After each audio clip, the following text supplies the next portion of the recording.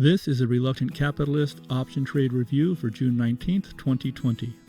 This episode will review an option trade executed this week, a naked put option on Oracle Corporation, and an option traded plan for next week, a short put spread on Accenture. The option trades reviewed are usually traded a few days before the company's earnings report. Why? That's where the money is. Investing involves substantial risk. This information does not make any guarantees or promises as to any results that may be obtained from its use. Stocks and options involve risk and are not suitable for all investors. Please understand option trading strategies and all possible outcomes prior to executing a trade. Naked put options. That's where the investor sells, writes, or shorts, three words meaning the same thing, a put option with neither a long put option or a short position in the underlying stock. The trades reviewed are evaluated as annual returns for reference and common understanding. While the returns sound relatively high, a black swan event can result in an equally high or higher loss. In the last episode, a short put spread was planned on Oracle Corporation. Instead, a naked put option was sold.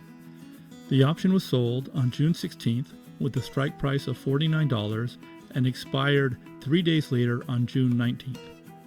This trade was made with confidence because there was an 81% probability that the stock price would stay above the lower cone support line, around $54. On the option's expiration date, the stock price closed at $54.40, safely above the strike price of $49. This trade was made with the will and ability to buy 100 shares at $49 a share in case the stock price dropped below the strike price. The option expired worthless on Friday, and a net profit of $13 was retained. The profitability calculations are $14 of revenue received from the short put option, $1 expense for the transaction costs, for a net profit of $13. The holding period return was $13 divided by $4,900 equals 0.26%.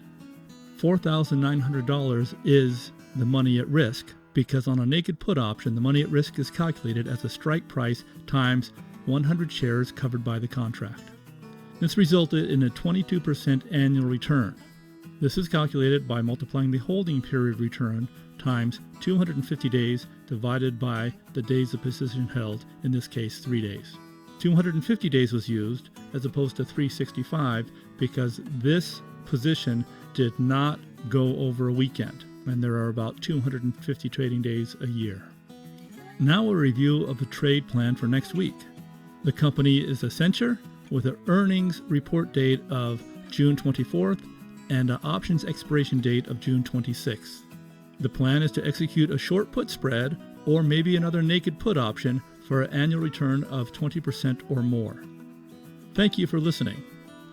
And if you would like to review revenue and trades made, search for Reluctant Capitalist and click on the Google Sites link.